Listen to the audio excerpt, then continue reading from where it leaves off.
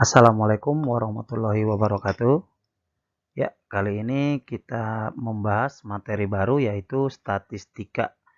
Bagiannya penyajian data yang bagian 1.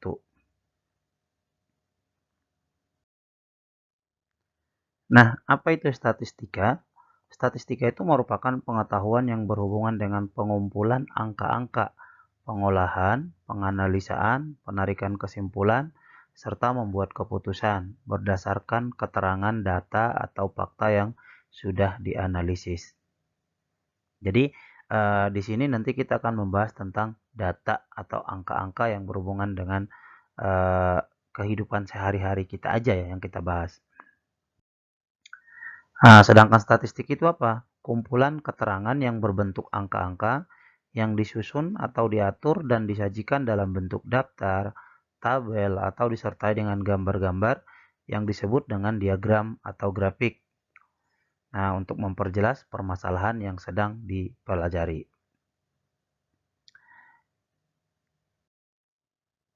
Kita coba ada hasil pelajaran hasil ulangan matematika dari 20 siswa kelas 12 SMA sebagai berikut. Nah, ada datanya di situ 40, 80, 50 dan seterusnya. Nah, inilah nilai ulangan matematika dari 20 siswa yang diambil.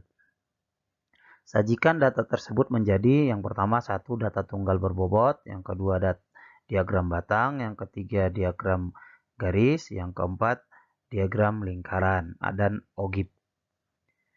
Nah, data tunggal berbobot itu ya kita menyusun datanya menjadi dalam bentuk tabel. Di sini saya buat nilai, ada namanya turus dan ada namanya frekuensi.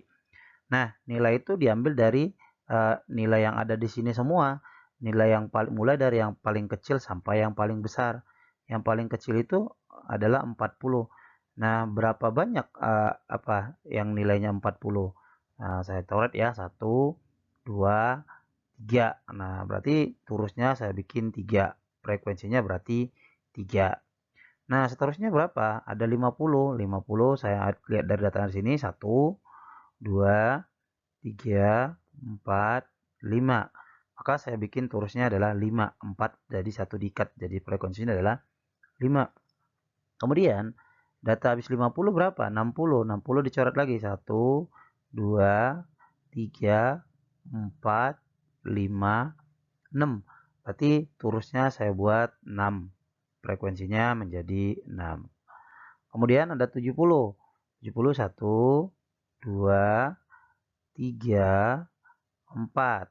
Nah, turusnya saya bikin 4. Frekuensinya saya isi dengan 4. Kemudian 80. 1, 2. Nah, 1, 2. Frekuensinya ada 2. Masih ada lagi? Oh, sudah tidak ada karena semua sudah dicoret. Itulah kegunaan daripada penggunaan pencoretan data ini. Jadi kalau ada yang kelangka bisa kita isi dengan diturusnya sama frekuensinya lagi. Nah, dalam bentuk tabel disajikan dia seperti berikut. Nah, disajikan seperti berikut data tunggal berbobotnya, nilainya 40, 50, 60, 70, 80. Turusnya begini, frekuensinya 3, 5, 6, 4, 2. Nah, kita jumlahkan frekuensinya benar nggak 20? 3 kali 5, 3 tambah 5, 8, tambah 6, 14, 14 tambah 4, 18, 18 tambah 2 sama dengan 20. Berarti datanya benar, kepake semua ya. Nah, kemudian setelah data tunggal berbobot, tadi diminta adalah diagram batang. Nah, diagram batangnya adalah saya munculkan sedikit di sini nilai sama frekuensinya. Nah, ini dia diagram batangnya. 40 frekuensinya 3, jadi saya buat kayak kotak buat batangnya sampai angka 3. Kemudian 50 sampai angka 5, 60 sampai angka 6, 70 sampai angka 4, 80 sampai angka 2. Nah, inilah diagram batang daripada data yang tadi. Nah, berikutnya diagram garis.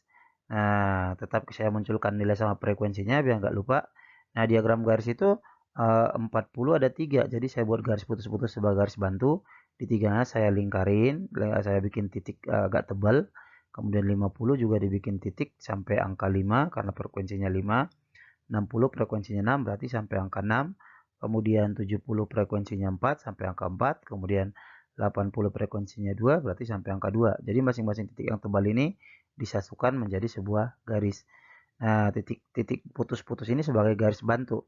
Kalaupun ini nggak ada, nggak masalah gitu. Jadi ini sebagai garis bantu biar dia tetap kelihatan lurus dengan frekuensinya.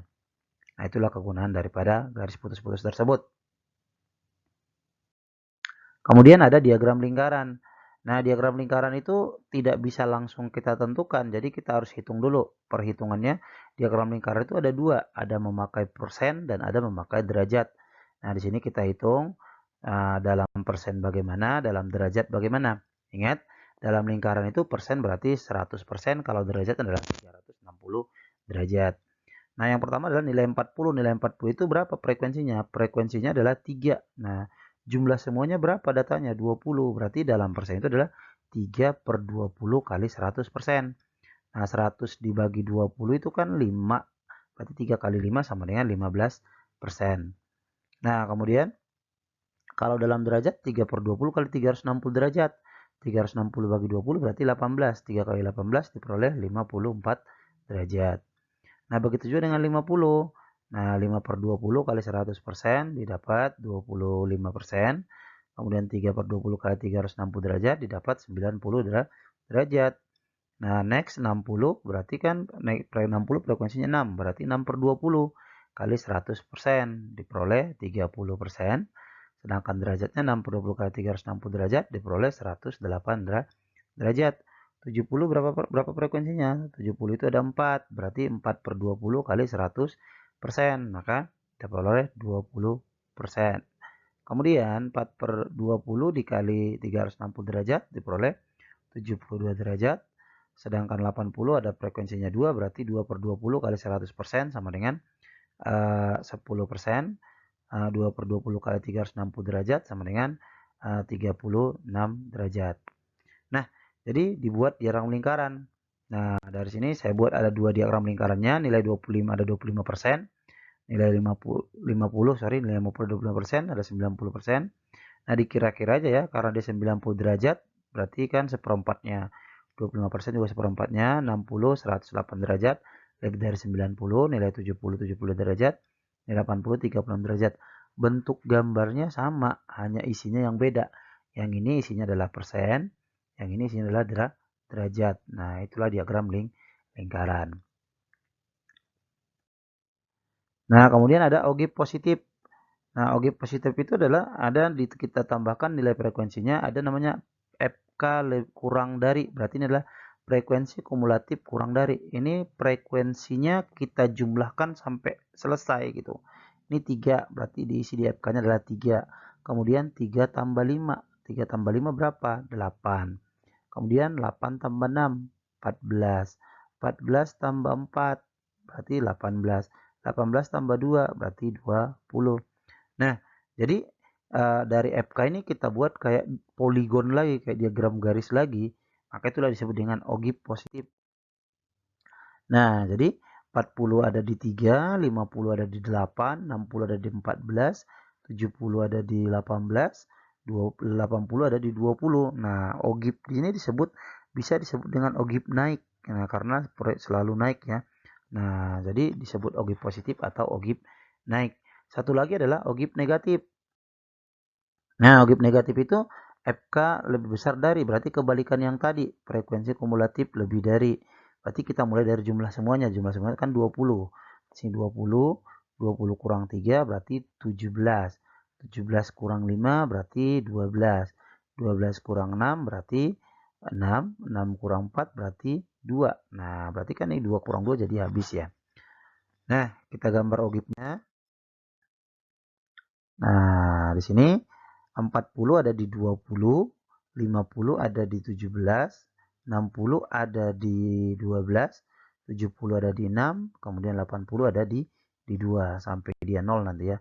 Ini bisa disebut dengan ogive turun karena frekuensinya dia turun semua, atau biasa disebut dengan ogive negatif. Oke, demikianlah penyajian data dari pertemuan kali ini. Nanti akan ada penyajian data yang kedua yang datanya agak banyakan gitu ya. Nah, cukup sekian.